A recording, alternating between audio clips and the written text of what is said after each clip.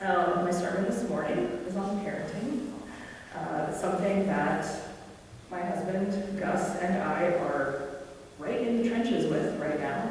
That's why he wasn't here this morning, because he has taken our son to a tournament. More parenting. I almost didn't get this sermon finished because I was busy parenting. So. But I do have my one favorite daughter right there. There are a lot of books and advice columns for how to parent, especially babies and toddlers. There's less advice for parenting older kids, or being a parent to an adult child. A lot of experts on the internet, use the journalism, they say that the best kind of kid is the smallest because they just love you unconditionally, and they don't ever question you, and they never fight with you. It's only when kids develop their own minds and goals, I guess, that they become a problem. As our kids get older and our parenting changes from don't hit him, please tie your shoes, to navigating junior high drama, or how to communicate with a coach, I find myself asking, what kind of parent do I want to be now and later when they're grown? And this is what I want to talk about today. It's not about kids changing, because, duh, of course kids change. It's like their mandate, right? It's what they're going through. I want to talk about parents changing. A lot of parenting advice and the memes that I see on the internet ask parents to change their tactics, but they almost never ask parents to change themselves, their own actual behaviors. To change for the better, to keep evolving, not just to endure parenting, but to enjoy parenting. So I read this abridged chapter out of Anne of Green Gables because Marilla Cuthbert is one of my fictional parenting heroes. If you haven't read or watched Anne of Green Gables, it's the story of an older brother and sister who tried to adopt a boy to help with their farm. And they're in the Maritimes of Canada in the very early 20th century. Instead, they are given an 11-year-old girl by mistake who never stops talking. She just talks. When I was a kid, I was really focused on Anne. I was 11, she's 11, she talked a lot, I talked a lot, and we're like the same person, you know? But as I've gotten older, my focus has really drifted towards Marilla. She's an older sister. She held the farm together after her parents died. She runs the family business. Her brother, Matthew, lets her tell him what to do. She's not a mother. It's very possible she never wanted to be a mother. It was not something she was interested in doing. We get hints that maybe once she wanted to leave the farm, to leave the family, but she never did.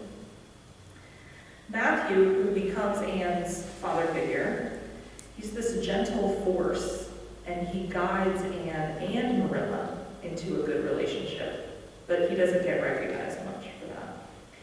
Marilla fights against motherhood every step. In the story, you heard it, right? She's like, well, I don't want to be too nice. I don't want her to like me too much. In the third chapter, after Matthew insists that they keep Anne, even though she is a mistake, Marilla asks what good a girl will do on the farm. And Matthew says, we might be some good to her. Marilla is so versed to being a parent that she tries to take Anne back to the woman who brought her from the orphanage. But she asks her along the way about her past. Anne actually says, what if I tell you a story about what I wish my past had been? And Marilla says, please don't. Just tell me what happened to you when you were a child. So Anne recounts this terrible childhood. It's awful. It's an awful story. And Marilla ultimately decides to adopt Anne because of this, and because she doesn't know what will happen to this girl. She tells Matthew that he cannot interfere with her parenting. And And that's the theme of the book. Didn't know this when I was a child, but it's a book about Marilla evolving as a parent, as much as it is about Anne growing up. So through the chapters, and I was just reading the book, I read a bunch of it yesterday, Anne sort of unknowingly gives Marilla this permission to have her own opinions about what is right beyond what is proper. When the book opens, our first glimpse of Marilla is that she's sitting on her porch in the shade because she was slightly distrustful of sunshine, which seemed too dancing and irresponsible. It was a thing not for the world. The world was meant to be taken seriously. But Anne teaches Marilla to be kinder, to find more humor in life, to enjoy the little good things that come to you. And the thing that's most surprising about Marilla is that she does become those things. She becomes kinder, she becomes happier, she becomes more grateful for her life. Anne does get a lot of parenting in the book, and she changes a lot, of course. But Anne is 11 at the beginning of the book, and when the book ends, she's 16. So we expect her to change a lot. Marilla goes from 60 to 65. This is a time of life which is not historically known to have great changes to people's personalities. So to change so much is like, it's the miracle of the book. And Green Gables, the farm where they live, is described at the beginning as being solitary. It's hidden from the road, it's hidden from its more sociable neighbors, is how she puts it. Marilla is part of that in the beginning of the book. By the end, solitude is not what defines her anymore. It's her connection to the other people in her life and in her community. And I think that what Marilla has taught me, most of all, is there's no shame in taking a child's advice just because they're a child. In the very last chapter of the book, it's been 5 years, Mrs. Lynde remarks to her husband, "Marilla Cuthbert has got mellow, that's what. Mellow." And that's just because she learned from her child. She became a parent and she learned from her child. And the other fictional parent that I've always loved is Marmee March, the mother of the girls in Little Women. I actually used one of the original illustrations from the book for the website where we put the picture up of this sermon I was coming up. It's Marmee reading a letter from her husband. Her daughters are gathered around her to listen to what she has to say. So every single girl and child who has ever read Little Women identifies with one of the daughters. Everyone does. There's not a single person who doesn't. I'm sure all of you can tell me right now which one you are, you know? When I was a kid, I identified with Jo. Jo is the tomboy. She's constantly doing the wrong thing. She's always getting into a bunch of disasters. And I think a lot of kids identify with Jo in the book. But later, I realized that I was probably actually more of a Meg, which was a little disappointing. She's the oldest. She gives good advice. She's really nice. I was like, oh, yeah, I think I might be Meg. The other two sisters, if you have not read this book, are Beth, who is unfailingly kind. She's very good. She does have a problem standing up for herself. And there's Amy, who is the youngest. She's very outgoing. She's very happy, and she's ready to be grown up. She's ready from the moment she was born to be a grown up. We're actually reading Little Women in our house right now. I'm reading it to Alex. But I actually read it every fall, and we're reading it out loud this time. And I just admire Marmee. She is a single mom in this book. For more than half the book, she is a single mother. Her husband is a chaplain in the Union Army during the Civil War. And so she is holding her family together in the midst of a Civil War, sudden poverty, there's a lot of change. We don't actually meet Mr. March until halfway through the book. And although I think Marmee is very obviously kind of an idealized parent, she's so warm and caring and thoughtful. And considering that this book was written at a time when gentle parenting did not exist, it had not been invented yet. And everyone was spare the rod and spoil was really the rule. Marmie's insistence on responding with generosity and with love was so radical. Imagine reading about a mother in 1868 who was like that. It's radical motherhood. But the March family, which was written by Louisa May Alcott, a family was born out of Alcott's own upbringing in a transcendentalist household. The transcendentalists were, of course, mostly Unitarians who wanted to be more spiritual than their rational faith allowed them to be. They were very influenced by the Romanticists. And they believed that nature, I wrote the wrong word. They believe that spiritualism pervades all of nature and all of humanity, and it's possible to always be improving yourself, always working on perfecting yourself. They were also staunch feminists. They believed in human living, they believed in equality between the sexes.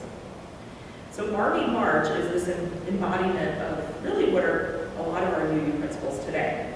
She cares for her children, she cares for herself, she cares for her world with a lot of gratitude, with a lot of humility. She encourages everyone to live their truth, to work for a better future. These are all the things that we hear, right? These are all principles. And even though I really think that she was probably almost an impossibly perfect caricature of a parent, she's so good. Marmie, why are you so good?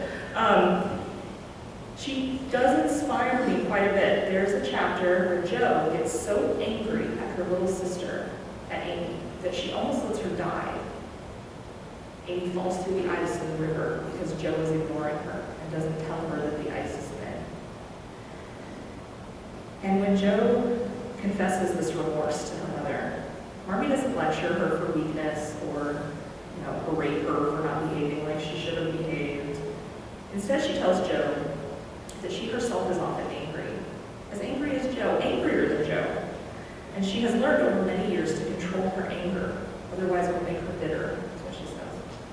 She tells Jo she's angry nearly every single day of her life, but she has a trick of folding her lips and leaving a situation for a few minutes whenever she feels that way, gaining control of herself. And I like this because you're given this insight into Marmie from that conversation, because you do think of her as a person who's always so good.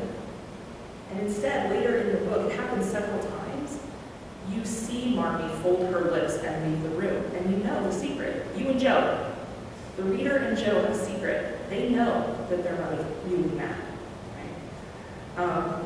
But it helps Jo evolve her own behaviors, and it helps the reader think about, of course you should be angry in this situation. She's not angry. She just knows that it won't help. So she goes away and she comes back. There are other parents, of course, in this book, but Meg is the one that we actually follow all the way through. We meet Marmie when her girls are teenagers, but Meg starts the book at 16, and we follow her. She finds her husband, John. She has twins. Woof, I can't imagine. And she struggles through that first phase of parenting. And one of my favorite chapters is when Meg learns to trust John to help with the kids. There's a sort of, it's very tender kind of familiarity, because new mothers do often feel like we have to do every single thing when babies are born. I must do everything because nature has given me this kid to take care of. But Meg learns, and the reader learns, that she doesn't need to do everything, that her husband is a source of strength, and that they're a team. And she adjusts her approach and her expectations. She allows John, who's a former teacher, he's a teacher when the book starts. Obviously, he's good with kids, we've known that. But Meg has forgotten, the reader has probably forgotten. And so her children benefit from her willingness to change.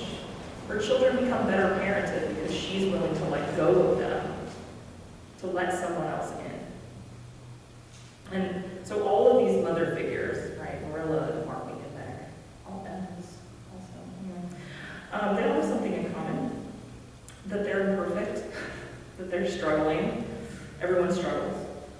But the reason that they shine so brightly on the page is because they're improving. And they're not ashamed of their struggle to improve. They're not hiding it.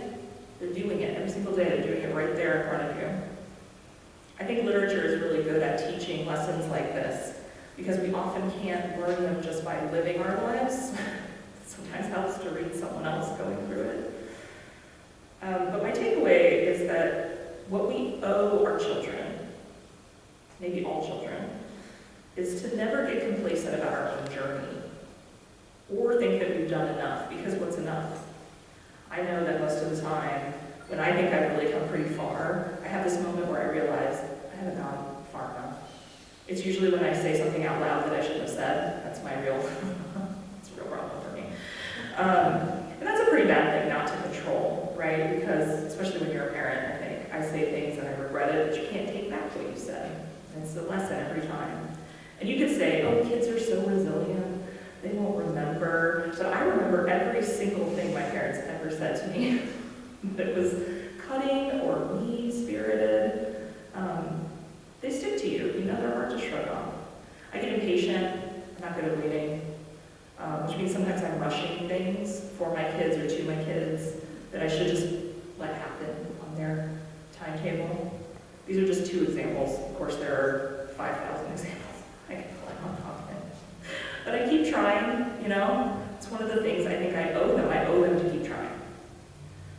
When I was a kid, I actually thought my parents couldn't change, that they were grown-ups. That's it.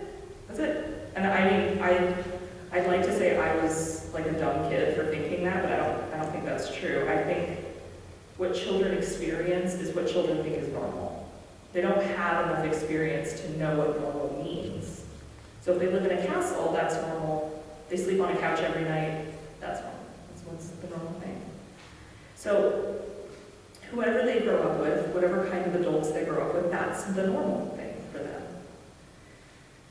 So of course, all parents must have been like my parents. Every child had the same parents that I had.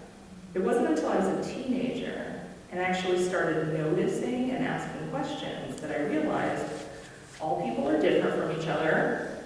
What a revelation. And they did not turn into capital A adults who knew everything as soon as they turned 21.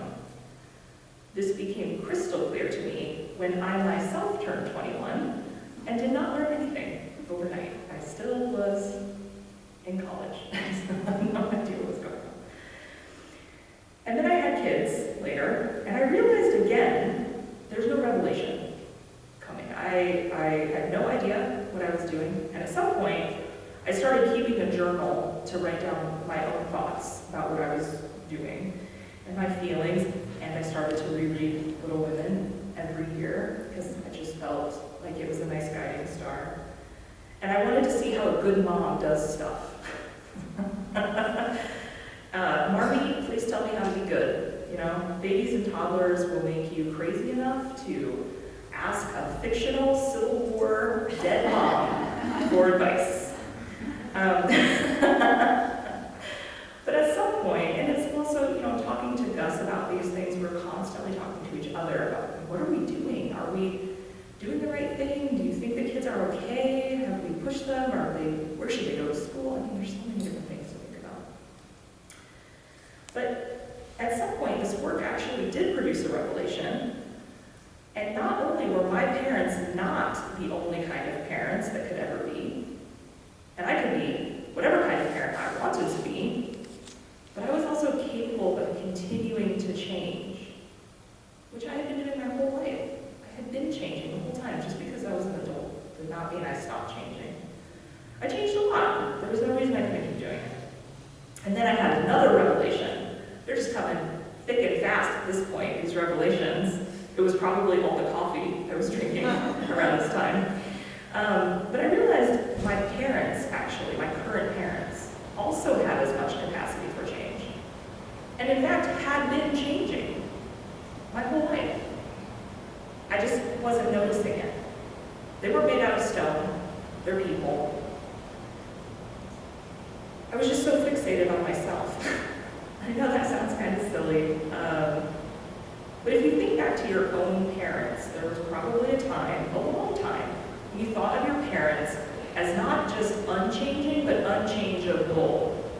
They are just who they are. I cannot do anything about it. They will be this way forever, right? But you sort of think of your parents as like supporting actors in your life instead of the stars of their own lives. You know, and I do think that some of this is developmental. You know, we think we're the center of the universe, but at some point we stop thinking we're the center of the universe and realize that there are 7 billion other people who are also at the center of their own universes. It's all different universes. So these two kind of revelations, I think they gave me more empathy towards my parents, first of all, because wow, it's a lot of work to be a parent, and to work on yourself. And not everybody can do that. It is difficult, I get it. But you know, they're navigating themselves, and they're navigating the changing personalities and capabilities of their own parents. And of course, none of us are really understanding why any of that is happening if we're not thinking about each other. Why are my parents going through what they're going through? Why are my children going through what they're going through? Is anyone thinking about what I'm going through? Maybe, I don't know, it's kind of hard to say. The ability, though, to kind of step back and examine evolution of people is definitely one, I think it just comes out of time. You know? But when we reflect on ourselves, it makes it easier to look at someone else and say, how are they reflecting on themselves, just like I'm doing it to me? Babies and toddlers, they do not know their parents as people. Their love is unconditional, sure, yes. It's also unexamined. Toddlers don't know you as anything except their parent. You're not even a person, just mommy, daddy. And the flip side is, you don't know anything about your child either. They're not fully formed, they're changing all the time.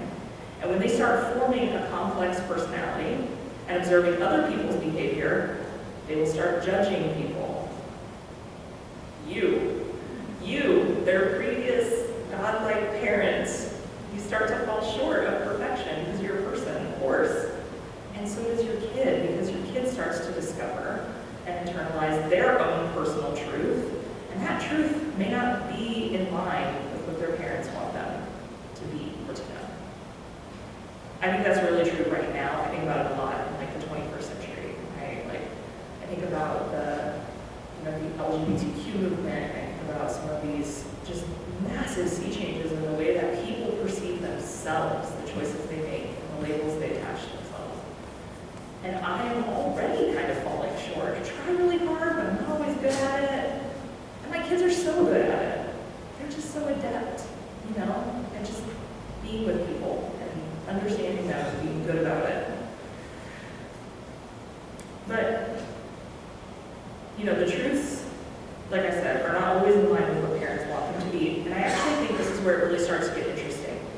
It's sometimes where tragedy strikes. You know, kids lose connections with their parents, vice versa. Family feels broken. But is that just like where love stops and we all just reconcile ourselves to half-broken relationships forever? When people meet for the holidays and they just wish it was over? Children complaining their parents are too rigid, they're too unaccepting, they're too unchanging. No. I mean, I hope not. I hope that that's not where we're getting plans. I think in reality, when everyone starts to feel like their authentic selves and being what they really are, that's when real connection actually can start, right? You're not just playing out a role of a parent and a child, and not being what you think someone wants you to be, but to actually do the work and to grow together. There's a lot more room for love when everyone is authentically themselves. It's harder to come by because it's unconditional, but it's not unquestioning, it's real. But to have this kind of relationship happen, parents have to be willing to change their own behaviors at the same time as kids are discovering themselves. This doesn't bother me that much because I didn't get cast in Marvel when I had my first kid. But I think placing ourselves, seeing our parents, ourselves, and our descendants who are people who are capable of growth becomes so many of the principles of Unitarianism. And as parents, we all want those things for our children to be important, to be treated kindly, to accept yourself. But it's also something we want for ourselves because it makes us better parents and it makes us better people. And that's it. Thank you. That went a little long.